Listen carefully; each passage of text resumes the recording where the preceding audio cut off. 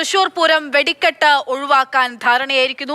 തൃശൂർ പൂരത്തിന് വെടിക്കെട്ട് ഒഴിവാക്കും. വെടിക്കെട്ടുമായി ബന്ധപ്പെട്ട് ഭിന്നാഭിപ്രായം ഉണ്ടായിരുന്നു ദേവസ്വത്തിന്റെ ഭാഗത്ത് നിന്ന് തന്നെ. നിലവിൽ വെടിക്കെട്ട് ഒഴിവാക്കി പൂരം നടത്തും എന്നുള്ള വിവരം നമുക്ക് മുൻപിലേക്ക് വരികയാണ്. അതായത് തൃശൂർ പൂരം ആചാരപരമായിട്ടുള്ള ആഘോഷം മാത്രം. വെടിക്കെട്ട് ഒഴിവാക്കും. അപ്പോൾ കുടമാറ്റം ഉൾപ്പെടെയുള്ള കാര്യങ്ങളിൽ എങ്ങനെയാണ് എന്നുള്ളതാണ് ഇനി അറിയേണ്ടത്. കുടമാറ്റം, ഇലഞ്ഞിത്തറ മേളം ഇവയൊന്നും ഉണ്ടാകില്ലേ എന്നറിയേണ്ടിയിരിക്കുന്നു. വെടിക്കെട്ട് ഒഴിവാക്കി പകരം കതിന പൊട്ടിക്കും. പ്രതീകാത്മകമായിട്ട് കതിന പൊട്ടിക്കും. കുടമാറ്റത്തിന്റെ പൊലിമ കുറയ്ക്കും. കുടമാറ്റം സാധാരണഗതിയിൽ ഉള്ള അത്ര ആഘോഷത്തോടെ ഉണ്ടാവില്ല. അതിന്റെ പൊലിമ കുറച്ച് ആയിരിക്കും കുടമാറ്റം നടപ്പിലാക്കുക, കുടമാറ്റം നടത്തുക. അതായത് തൃശൂർ പൂരത്തിന് മുൻപുള്ള സാധാരണ തൃശൂർ പൂരത്തിനുണ്ടാവുന്ന പകിട്ടോടുകൂടി ഉണ്ടാവില്ല. കുടകൾ 10-ൽ താഴെ കുടകൾ മാത്രം മാറ്റുന്ന രീതിയിലേക്ക് വരും. 10-ൽ താഴെ കുടകൾ മാത്രമായിരിക്കും മാറ്റുക എന്നുള്ള വിവരം ഇപ്പോൾ നമുക്ക് ലഭിക്കുന്നു. അതായത് തൃശൂർ പൂരത്തിന് പൊലിമ കുറച്ചുകൊണ്ട് തൃശൂർ പൂരം നടത്തും. MS ലിഷോയ് വിവരങ്ങളുമായിട്ടുണ്ട്. ലിഷോയ്, ആചാരപരമായി മാത്രം നടത്തുക എന്നുള്ള തീരുമാനത്തിലേക്കാണോ എത്തുന്നത്, അതോ ആഘോഷങ്ങളിൽ കുറവ് വരുത്തി അതിലൊരു പരിമിതപ്പെടുത്തിക്കൊണ്ട് തൃശൂർ പൂരം നടത്തുക എന്നുള്ള തീരുമാനത്തിലേക്കാണോ എത്തുന്നത്? തീർച്ചയായും, അതായത് വെടിക്കെട്ട് ഒഴിവാക്കാനുള്ള തീരുമാനം ഇപ്പോൾ എടുത്തിരിക്കുകയാണ്. അതായത് തിരുവമ്പാടി, പാറമേക്കാവ് വിഭാഗങ്ങൾ തമ്മിൽ ഇത്തരത്തിൽ ഒരു ധാരണ ആയിരിക്കുന്ന ഈ ഒരു ചർച്ചയിൽ.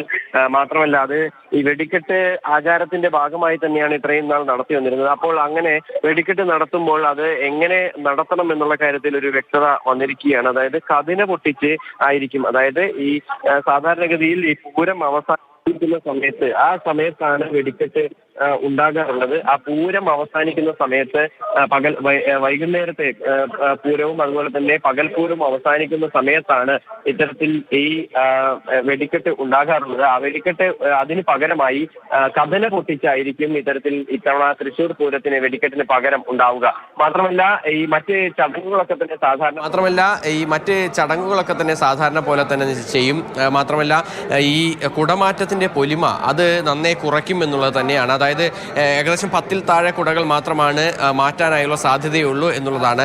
സാധാരണഗതിയിൽ 50-ഉം 55-ഉം ഒക്കെ കുടകളാണ് ഓരോ തവണയും ഓരോ സംഘങ്ങളും, അതായത് ഓരോ വിഭാഗങ്ങളും മാറ്റാറുള്ളത്. അത് ഇത്തവണ അതിൽ നിന്ന് മാറ്റമുണ്ടാകും. കുടമാറ്റത്തിന് കുടകളുടെ എണ്ണം വളരെ പരിമിതമായി നിജപ്പെടുത്തും എന്നുള്ളത് തന്നെയാണ്. അത് എത്രയാണ് എന്നുള്ള കാര്യത്തിൽ ഒരു ധാരണ ഒരുപക്ഷെ കുറച്ച് കഴിഞ്ഞാലാണ് ഉണ്ടാവുക. എന്തായാലും ദേവസ്വങ്ങളൊക്കെ തന്നെ ഈ തീരുമാനങ്ങൾ ചർച്ച ചെയ്ത് അതിലൊരു സമവായത്തിൽ എത്തിയിട്ടുണ്ട്. ആനകളുടെ എണ്ണത്തിലും അതുപോലെ തന്നെ മേളത്തിന്റെ കാര്യത്തിലും യാതൊരു വിധത്തിലുള്ള മാറ്റവും ഉണ്ടാകില്ല. ആനകൾ ഇരു വിഭാഗങ്ങളിലും 15 ആനകൾ വീതം ആണ് ഉണ്ടാവുക. പാണ്ടിമേളവും അതായത് ഇലഞ്ഞിത്തറ മേളവും മഠത്തിലൊരു പഞ്ചവാദ്യവും ഒക്കെ തന്നെ സാധാരണ പോലെ തന്നെ സാധാരണ ഉണ്ടാകാറുള്ള കലാകാരന്മാരുടെ എണ്ണം അതിൽ കുറവ് വരുത്തില്ല. മാത്രമല്ല, രാത്രി പഞ്ചവാദ്യത്തിലും മാറ്റം ഉണ്ടാകില്ല. കൃത്യമായി സാധാരണഗതിയിൽ ഉണ്ടാകാറുള്ള അത്രത്തോളം ആളുകൾ തന്നെ ഇതിൽ ഇടപെടും, അല്ലെങ്കിൽ ഇതിൽ ഉണ്ടാകും എന്നുള്ളത് തന്നെയാണ്. ഏറ്റവും പ്രധാനപ്പെട്ട കാര്യമെന്ന് പറയുന്നത് മുണ്ടത്തിക്കോട് വെടിക്കെട്ടുപുരയിലാണ് അപകടം ഉണ്ടായത്. ആ അപകടത്തിൽ നിരവധി പേർക്ക് ജീവൻ നഷ്ടപ്പെടുകയും ചെയ്തു. അങ്ങനെയുള്ള ഒരു സാഹചര്യത്തിൽ വെടിക്കെട്ട് ഒഴിവാക്കാനാണ് ഇപ്പോൾ വിഭാഗവും തീരുമാനിച്ചിരിക്കുന്നത്.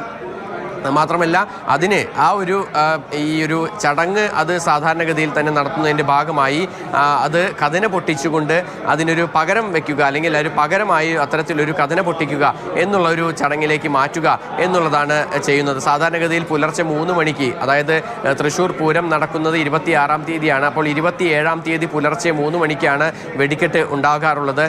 അത് ഇത്തവണ ഉണ്ടാകില്ല. തിരുവമ്പാടിയും പാറമേക്കാവും വെടിക്കെട്ട് നടത്തണ്ട എന്നുള്ളൊരു തീരുമാനത്തിലേക്ക് എത്തിയിട്ടുണ്ട്.